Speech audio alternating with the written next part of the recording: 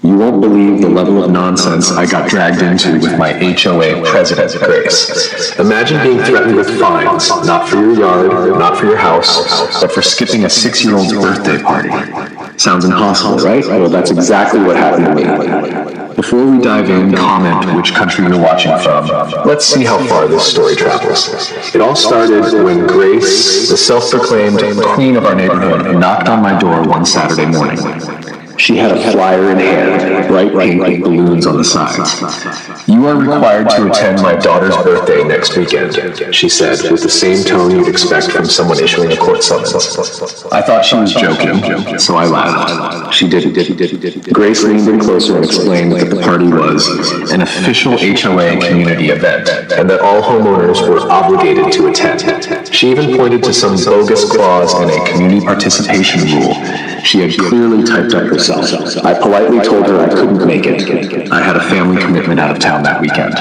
That's when her smile tightened, and she said, "Refusal to attend will result in a violation notice." At first, I brushed it off. I mean, how could anyone take this seriously? But a few days later, I found an envelope taped to my door. Inside was a notice. "Failure to attend mandatory community function, subject to a $150 fine." Signed, Grace, HOA president. I stood there staring at it, half expecting someone to jump out with a hidden camera and yell, "Gotcha!" But no, it was real. Grace actually filed a violation because I declined to eat cake and play pin the tail on the donkey.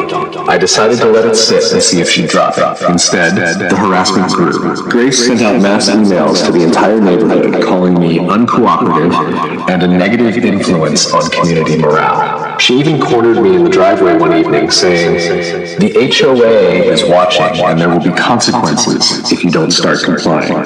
That's when I realized this wasn't just about a birthday party. Grace was testing her power, and if I let her get away with this, she'd only push further. If you're enjoying this HOA story so far, like and subscribe, because the story is only going to get better. The birthday party day arrived, and as promised, I wasn't there. My family and I were visiting relatives out of town.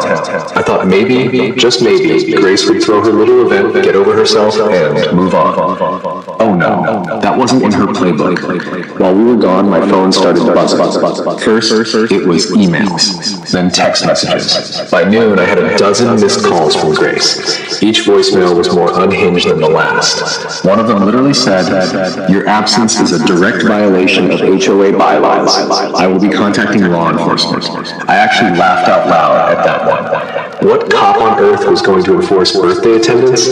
Still, by the time we got home that evening, the situation had escalated. 2 police cruisers were parked outside my driveway. I pulled up, and before I could even get my luggage out, one of the officers approached me. "Sir, are you the homeowner?" "Yes," I said cautiously. "We received a call from the HOA president. She claims you refused to comply with mandatory neighborhood regulations." I blinked. Wait, you mean the birthday party?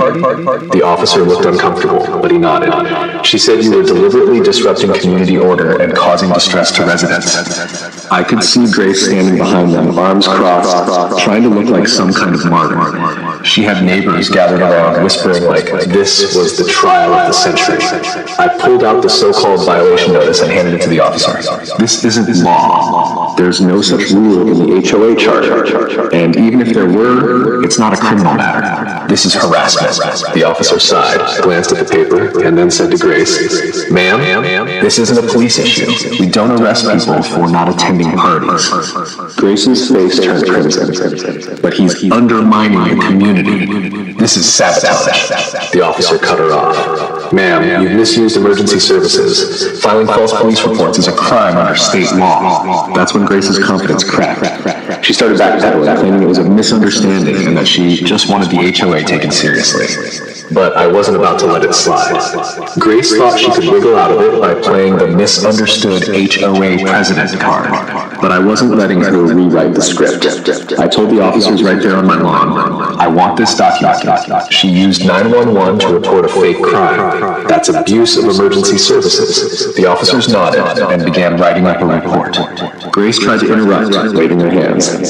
"You don't understand. This was about unity. He's dividing the neighborhood. One officer replied, calm but firm, "Ma'am, unity doesn't involve calling the police over birthday attendance. What you did falls under filing a false report, and under state statute, it's a misdemeanor, sometimes even a felony if it ties up resources." Grace's mouth actually fell open. She wasn't used to being challenged, especially in front of her audience.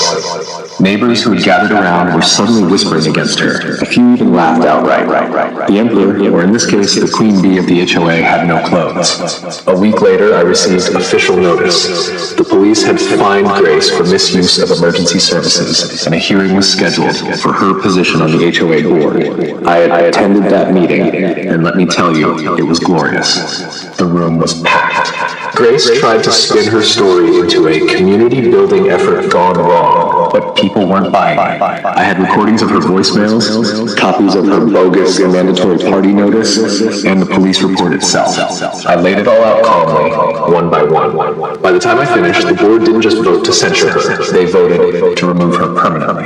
Grace stomped out of that room like a toddler denied candy, muttering about conspiracies and betrayal.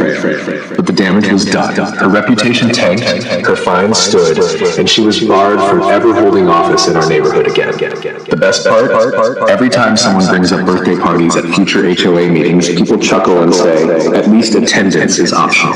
Karen, or Grace, whatever she calls herself, Thought she could get me arrested for missing her kid's party. Instead, she lost her title, her credibility, and a chunk of cash. And I never had to sit through a forced round of happy birthday. And that's how an HOA president's ridiculous power trip over a child's birthday party ended with her losing everything.